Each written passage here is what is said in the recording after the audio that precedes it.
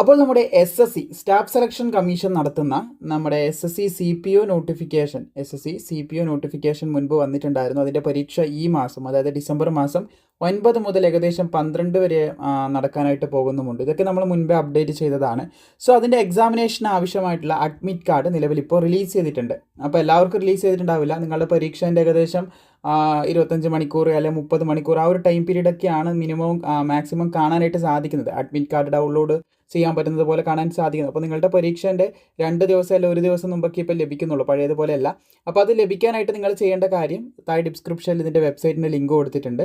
നിങ്ങൾ അപേക്ഷ സമർപ്പിച്ച് അപേക്ഷയൊക്കെ സക്സസ് ആണ്, എല്ലാം ഓക്കെ ആണ്, സ്ലോട്ടൊക്കെ സെലക്ട് ചെയ്തവരാണെങ്കിൽ നിങ്ങൾ ചെയ്യേണ്ട കാര്യം താഴെ ഡിസ്ക്രിപ്ഷനിൽ ലിങ്ക് കൊടുത്തിട്ടുണ്ട്, അവിടെ ക്ലിക്ക് ചെയ്യുക. അവിടെ ക്ലിക്ക് ചെയ്തതിന് ശേഷം ലോഗിൻ ഓർ രജിസ്റ്റർ എന്ന് പറയുന്ന ഓപ്ഷനിൽ ക്ലിക്ക് ചെയ്തിട്ട് നിങ്ങളുടെ യൂസർ ID, പാസ്വേഡ്, ക്യാപ്ഷ ഇത് കൃത്യമായി കൊടുത്ത് ലോഗിൻ ചെയ്യുക. അതിനുശേഷമുള്ള വെബ്സൈറ്റ്, അതായത് പേജ് കാണിച്ചു തരാം. അപ്പോൾ ലോഗിൻ ചെയ്ത് കഴിഞ്ഞാൽ നിങ്ങൾക്ക് ഇങ്ങനെ ഒരു പേജ് കാണാൻ സാധിക്കും. അവിടെ നിങ്ങൾക്ക് അഡ്മിഷൻ സർട്ടിഫിക്കറ്റ് എന്ന് പറയുന്ന ഓപ്ഷൻ കാണാൻ സാധിക്കും. അവിടെ ക്ലിക്ക് ചെയ്യുക.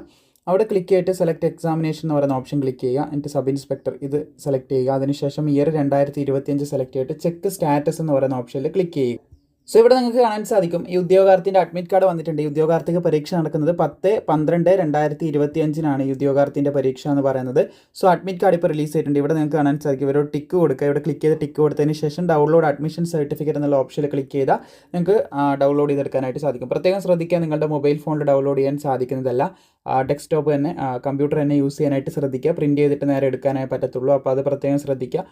അക്ഷയ സെൻറ്ററിലോ അല്ലെങ്കിൽ നിങ്ങളുടെ കയ്യിൽ പ്രിൻറ്ററും കാര്യങ്ങളൊക്കെ ഉണ്ടെങ്കിൽ അങ്ങനെ നിങ്ങൾ എടുക്കാനായിട്ട് ട്രൈ ചെയ്യുക. അപ്പോൾ അഡ്മിറ്റ് കാർഡ് ഇപ്പോൾ വന്നിട്ടുണ്ട്, നിങ്ങൾക്ക് ഡൗൺലോഡ് ചെയ്തെടുക്കാം. പരമാവധി സുഹൃത്തുക്കളിലേക്ക് ഇത് ഷെയർ ചെയ്യാനും വീഡിയോ ഇഷ്ടപ്പെട്ടാൽ ലൈക്ക് ചെയ്യാനും മറക്കേണ്ട. ബാക്കി അപ്ഡേറ്റും കാര്യങ്ങളൊക്കെ ഇതുപോലെ തന്നെ കൃത്യമായിട്ട് നിങ്ങളിലേക്ക് എത്തിക്കുന്നതായിരിക്കും.